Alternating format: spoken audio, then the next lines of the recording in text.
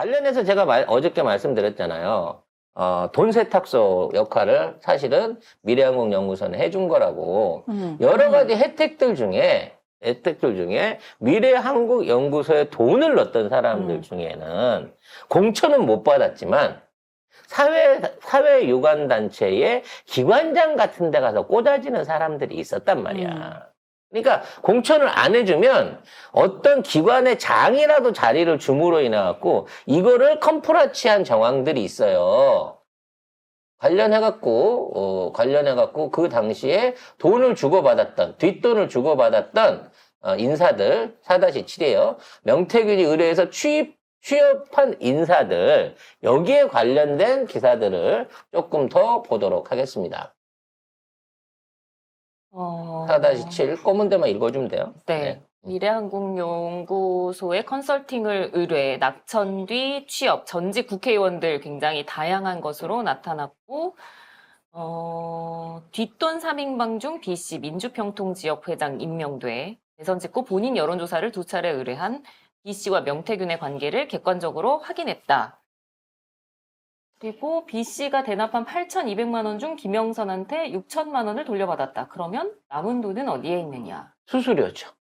명태균이 챙겨간 돈. 쉽게 말해서 8천을 줬는데 공천이 안 됐어. 그래서 미래항공연구소에 돈을 줬으니까 돈을 달라고 막 지랄을 해. 그래서 이거 나중에 문제될 수 있으니까 공정장사한 거 티나니까 김영세 6천을 해줬어요. 나머지 2,200을 더 받아야 돼. 근데 얘가 기관장으로 가? 그 다음에 어떻게 됐다? 독촉이 끊겼다. 근데 이게 김영선이 선거 보전 비용에서 A씨하고 B씨, 그 왜 뒷돈 3인방 중에서 A씨와 B씨한테 각각 3천만 원씩 줬고, 본인의 정치 후원금으로 미래한국연구소에 공보물을 의뢰하는 방식으로 또다시 A씨와 B씨에게 3천만 원씩을 건넸다고 합니다. 그러니까 선거 공보물을 미래항공연구소를 만들려고 하고 공보물을 안 만들고 들어온 돈을 다시 이 빚진 사람들한테 내줬다는 거야. 근데 전액을 안 받아가고 8,600 중에 2,200만 원 정도가 남아있는 2,200만 상황이었어요. 안 받아갔는데 빚덕촉을 안 했다는 거? 거야. 알고 봤더니 왜 이렇게 조용하지 했더니 민주평통 그쪽에 자리를 마련을 해서 넣어준 거죠. 그러니까 공천은 8천짜리고 민통은 2,200짜리로 퉁친 거예요. 야. 그럼 어제 송 작가가 얘기한 그런 방식으로 수습했다. 정확하게 결과로 나오지 않습니까? 그러니까 이게 그 민주평통 한 지역협의회장으로 임명이 됐다고 하는데요.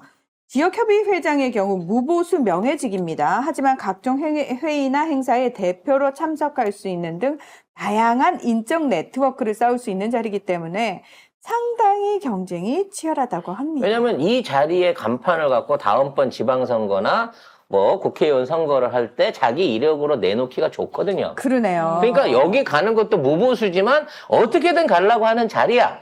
근데 이거를 뜬금없이 명태균이 공천에 떨어지니까 박아줬다는 거 아닙니까? 자, 그리고 그 뒷돈 3인방 중에서 C씨 역시 지난해 2월 28일쯤 한 사단법인 협회장으로 추대가 됐다고 합니다. 민간 단체이긴 하지만 정부로부터 위임된 대행 사무를 하고 업계를 대표해서 정부와 협상 등 대화에 나선다는 점에서 정부의 입김이 작용하는 곳이라고 합니다. 그리고 여기에 연봉, 이 자리의 연봉은 약 1억 원대라고 합니다. 깔끔하네요. 와우. 네. 결국은 이러한 영향력을 발휘하는데 결국은 김영선이 발휘를 했다고 하면 뭐 김영선이 했다고 하겠죠. 근데 그 얘기를 못하고 강혜경이 그걸 모르는 거 보면은 이건 역시도 명태균이 김건희한테 얘기해서 찌름을 받았다는 거예요. 그러니까 명태균은 단순하게 공천뿐만 아니라 잡다한 여러 청탁들을 했을 것이고 그 청탁을 들어주는 조건으로 꾸준하게 김 여사하고 관계를 유지해 왔었다는 거죠. 점점 증거들이 드러나고 있잖아. 그럼 이 사람들, 임명받은 사람들한테 가갖고 물어보면 돼요. 그건 어떻게 해갖고 이걸 받았고, 이 자리를 받을 때 명태균은 뭘 해줬고, 그때 명태균이 누구한테 힘썼다 그랬대. 자, 근데요. 그래서 사람들한테 물어봤어요. 예. 그랬더니, 일단 B씨는 취재진 연락 자체를 안 받고, C씨, 연봉 1억 원짜리 하필이면 이분 수의사 출신이시래요. 예. 수의사가 네, 아무튼 뭐 관련도 없는 곳에 협회장으로 가셨어요. 자, 그런데 이분은 나는 명 씨한테 돈을 준 사실 자체가 없고 이 협회장 자리도 내가 직접 발로 뛰어서 힘들게 얻은 자리야! 라고 이야기를 했다고 합니다. 그래서 뭐 니들은 그렇게 반명을 하세요. 근데 일단 명이 묻으면 이런 거를 의심 안 해볼 수가 없고요. 명이 어떻게든 힘을 미쳤다고 하는 경남도지사, 강원도지사, 서울시장 주변 안에 이런 인사청탁이 얼마나 있었을 것인가 하는 부분을 우리가 상상을 해보세요. 명태균이 어마어마한 권력과 돈을 누렸을 가능성은 매우 높다는 겁니다. 창원산단 얘기는 오랫동안 하고 있는 얘기예요. 창원산단 얘기를 하면서 우리가 추가로 한번 봐야 될 게 원래 창원 이창지구 이쪽이 투기과열지구로 지정이 돼 있었는데 그래서 개발을 하지 못하도록 지정이 돼 있는 지구였는데 이 지구를 빼낸 것도 사실은 명태균이 자기가 한 것이다라고 얘기를 한 듯한 녹취가 증언이 추가로 나왔다는 거죠. 대선 국면에서 명태균 씨가 2022년 국토교통부의 투기 과열지구 해제 과정에서 자신이 힘을 써서 정작 규제가 풀려야 할 세종 대신에 경남 창원 의창을 포함시켰다고 자백하는 내용의 녹음 파일이 나왔습니다. 이 통화 녹음 파일을 보면 이것도 이제 강혜경 씨와의 통화 녹음 내용인데 명 씨가 경남 창원 의창 지역을 투기 과열지구에서 빼줘서 자신이 수천억 원의 이익을 안겨줬다는 취지의 내용이 담겨 있습니다. 강혜경 씨가 실제로 그것 때문에 이제 돈 번 사람들이 막 와가지고 감사하다고 얘기를 하니까 명태균이 그래 그거 내가 그렇게 한 거지 라고 이야기를 했다고 합니다. 이게 2020년도에 투기과열지구로 지정이 된 거를 2년 만에 이걸 풀어낸 거예요. 그래서 이 투기과열지구 해제됐다고 사람들 좋아하지? 거기 전매하고 재개발하고 딱지하고 다 거래되고 다 팔 수 있게 다 된 거야. 내가 어제 막 수천억을 한 거야. 이 얘기는 뭐냐면 이게 실제라고 하면 그쪽 지역에 땅 갖고 있는 사람들이나 또는 이런 것들을 원했던 사람들하고 얼마든지 명태균이 여기에 말하자면 공모할 수 있었던 예. 물론 허풍인지 아닌지는 알 수 없습니다. 요거는 진짜 국정조사를 세심하게 해봐야 돼요. 그리고 그런 국정조사 내용 안에 국토부 안에 고속도로도 휘어졌는데 투기과열지구 정도 빼주는 게 뭐 얼마나 대단한 일이겠습니까? 오히려 양평보다도 훨씬 국토부 입장에서는 쉬운 결정일 수도 있어요. 따라서 김건희가 그 어렵다는 고속도로도 지집 앞으로 빼가지고 선불로 가지고 지네 사는 땅들 보상까지 480억 이미 받아갔다는데 이런 거 한 건 던져주는 걸로 한다고 했으면 여기 관련해갖고 영향력 미치고 그 안에서 자기 수익 건질 일 안 했겠냐고요. 심지어 투기과열 지역으로 묶어주고 그 창원 이창에 투기과열 풀리자마자 그 자리에 산단을 유치를 시켜줬어. 진짜 여기에 명태균이 말한 게 맞다 그러면 수천억 아니라 수조 원대의 어마어마한 이권이 들어있는 사업을 명태균이 창원에 이끌어준 거예요. 이 정도 되면 뭐 창원의 영웅이지. 창원을 벌어먹인 사람이지. 이게 사실이면 창원 시장 해야 될 사람이야. 근데 자기는 그런 일 하는 사람이 아니래잖아. 고기를 갖고 오면 요리를 하는 사람이지. 직접 내가 고기 잡는 사람이 아니라는 이런 잣 같은 소리를 우리 태균이가 하는 사람이에요. 야. 배포가 커. 그래서 나는 이 명태균의 어떤 그 허풍이나 이게 과연 진짜 허풍일까 싶은 게 대우조선 관련해서 대우조선 하청 노동자들 파업이 있었을 때 회사를 가서 브리핑을 받고 이거를 윤석열한테 직접 자기가 보고를 해갖고 바로 윤석열이 안 돼! 51일 동안 이걸 하고 있는 상황에서 안 되던 거를 자기가 보고하자마자 하루 이틀 만에 윤석열, 야, 이거 공권력 투입해서라도 해결해! 라고 해갖고 나흘 만에 이거를 풀었다는 거예요. 이건 역시도 자기가 했다고 큰 소리를 치고 있습니다. 명태균 씨가 2022년 대우조선해양, 지금은 하나오션이죠. 조선하청지회 파업 당시 현장을 방문해서 사측의 브리핑을 받은 뒤 윤 대통령에게 사태 심각성을 보고했다는 주장이 제기됐습니다. 지난 2022년 7월 중순에 파업이 한창이던 대우조선해양 거제조선소를 명 씨가 찾아서 이 총무부 소속 간부들과 함께 준비된 버스에 올라서 파업 현장을 둘러보면서 부사장으로부터 브리핑을 받았다는 거죠. 그래서 사측이 준비한 설명 자료를 명 씨가 건네받아서 이 파업의 심각성을 룬에게 보고했다는 게 이날 명 씨와 동행했던 FC의 증언을 통해서 나왔고요. 이 파업 현장 방문한 이틀 뒤인 2022년 7월 18일에 대우조선해양 파업과 관련해 룬이 처음으로 공식 입장을 내놨습니다. 이게요, 물론 우연의 일치일 수 있지만 뭐 까마귀 날자 배 떨어진다고 51일 동안 파업에 대한 아무런 지적이 없던 대우해양조선소를 얘가 왔다 가고 내가 보고하고 이틀 만에 대통령이 공식 석상에서 이거 문제 있다 공권력 투입해야 된다라고 하는 거를 입장 시사를 했다는 거야. 과연 진짜 이게 우연일까요? 현장에서는 그래요. 이제 명태균이 왔는데 명태균이 와갖고 부사장 정도 나와서 시찰을 하려고 그러면 명함이 있어야 될 거 아니야. 근데 명태균은 뭐다? 신불자란 말이에요.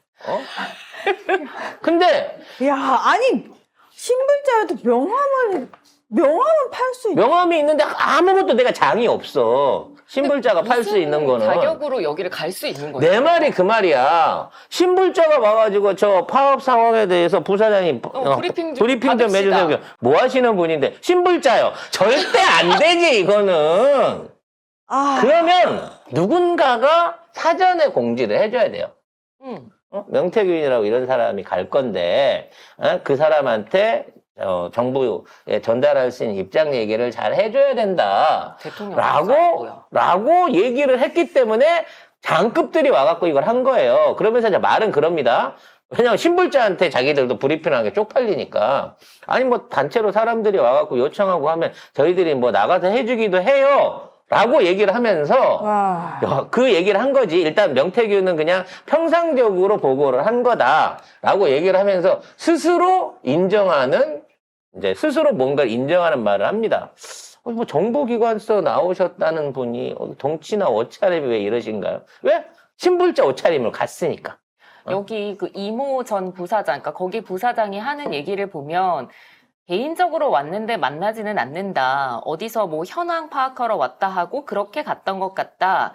당시 하루에 10팀 이상도 오고 그러다 보니까 내가 정확하게 기억을 더듬을 수는 없다. 누가 오신다 그래서 이야기는 차 안에서 내 기억에는 한 5분, 10분 정도 했고 뭐 조선소 현장 돌고 면 씨가 현황이 어떻느냐. 그래서 지금 뭐 이런 상황이다를 전달했다. 덩치를 보고 저런 분이 어떻게 기관에 계시나 이런 생각을 잠시 했었던 적은 있다. 덩치를 보고가 아니라 옷차림을 보고 그랬겠죠. 전형적인 신불자 옷차림. 아니 저기 저기 듣고 계신 신용불량자 분들 중에서 정말 안타깝게 거의 대부분 신불자가 되신 경우도 있을 텐데. 그런 분들은 이제 연한이 좀 짧은 분이죠. 노숙하시면서 양복 입고 이 넥타이까지 메고 주무시는 분도 계셔요. 근데 연한이 쌓이면 자연스럽게 그 신불자와 노숙자의 포스가 사람한테는 풍겨 나옵니다. 그리고 이런 내가 대접받는다는 게 또 나름의 쾌감이 있어요. 그렇기 때문에 난 신불자 복장을 하고 있는데 야 니들 그 고급 양복 입고 아니지. 다 나한테 머리에 그렇지. 숙이는 고급 거야? 양복 입고 간부들이 와갖고 숙일 때 거기에 대력 쾌감을 느끼는 거야. 왜냐면 위에서 저 용산에서 보낸 사람이라는데 용산에서 보냈다는데 아무리 봐도 공무원 차림도 아니고 정부 예비군복도 안 입고 민방위복도 예비군복이래. 민방위복도 안 입고 그냥 왔어. 민간인이야. 근데 중요하대. 그러면서 뭐 이런 새끼가 왔지라고 생각을 하지만 그 대접을 받은 자기는 어떻다? 더 뿌듯하다는 거지. 역시 내 파워가 맥히는구나. 그리고 자신 있게 이걸 보고해갖고 파업을 해결을 했잖아. 그 후로 조선소를 다시 안 갔을까 얘가? 대번에 가서 또 생색냈을 거예요. 봤죠? 제가 잘 정리해갖고 이거 했습니다. 라고 얘기하면서 여기 도장공사 업체이고 어느 업체 하나 밀어서 이거 분명히 있어요. 없다고 거짓말하지 마. 나는 이미 다 알고 있으니까. 결론적으로 명태균은 윤석열 정부가 나오고 지선에 승리하는 그 한 1년여간의 기간 동안 계속해갖고 명태균은 김건희의 책사로서 여러 가지 일들을 하고 김건희 윤석열을 내세워갖고 이권에 엄청나게 개입을 했을 거예요. 그리고 지선 승리를 이끌고 난 다음에 홍정호한테 팽을 당해가지고 황정호한테 팽을 당해가지고 그 관계가 틀어졌던 거야. 그리고 이준석이 축출당한 거고요. 그래서 그 전까지 명태균은 2022년도부터 2022년 하반기 또는 뭐 그 즈음에까지 사실상의 숨겨져 있는 비선 실세로서 전국을 돌아다니면서 온갖 이권에 개입했을 가능성이 매우 높다는 겁니다. 그리고 그 증거들을 전부 다 이게 자기 변호사가 휴대폰이라고 하잖아. 그 얘기 뭐냐? 변호만 하는데 쓴 게 아니라니까. 영업의 일환으로서 이놈의 녹취를 항상 들고 다니면서 보는 사람들한테마다 다 틀어줬을 거라는 거지. 그러니까 그걸 들었던 분들이 빨리 증언을 하셔야 돼요. 지금이 세일 기간이라니까. 요 기간 지나면 유통기한 끝이에요. 자, 아무튼 시원시원하게 정말 폭로들이 이어질 거고요. 아마 이제 명태균이 조만간 자기에 대한 구속이 임박해지면 폭탄을 던지든지 아니면 민주당 측에 딜을 해갖고 나를 공익제보로 해주세요. 그러면 제가 그동안 까놨던 거를 꺼내놓겠습니다. 라는 얘기를 하고 있을 겁니다. 그러면서도 계속 검찰과 김건희한테는 모범 답안을 제시하고 있죠. 우리끼리 주고받은 공천과 여론조사는 그냥 성이었다. 선물이었다. 디올백이었다. 라고 해주세요. 라고 요구를 하고 있는 겁니다. 근데 안 돼! 왜? 윤석열이 끼어들었거든. 김건희만 있었으면 선물 또 그렇죠. 디올백 받았네 왜냐면 라고 할 수 있는데 김건희는 그럴 권한이 없어요. 없으니까. 공천에 끼어들 권한이 없고 실제로 끼어들었다고 하더라도 증빙이 어렵습니다. 근데 이미 윤석열이 나 당 공관위에서 보고도 받았고 내가 당 공관위에 얘기도 했다라고 하는 거를 자기 입으로 자백한 이상 그거를 아니 옆에서 마누라가 이렇게 말 안 하면 때린다고 해서 얘기를 했어라고 구질구질하게 변명을 하지 않는 이상 이것은 당정에 개입한 게 맞는 거고 엄정한 헌법 위반이에요. 마누라가 이렇게 말 안 하면 때린다고 했어라고 말하면 그거 없는 거 되는 거예요? 아니 그러면 변명은 될 수 있겠지. 뭔 소리야? 내가 사실은 국사보다 가정사가 더 힘들어 뭐 이렇게 나오게 되면 변명은 될 수 있겠지만 이미 한번 뱉은 말에 대해서는 이거는 책임질 수밖에 없는 상황이 도래를 했다라는 점을 여러분한테 말씀을 드리고 싶습니다.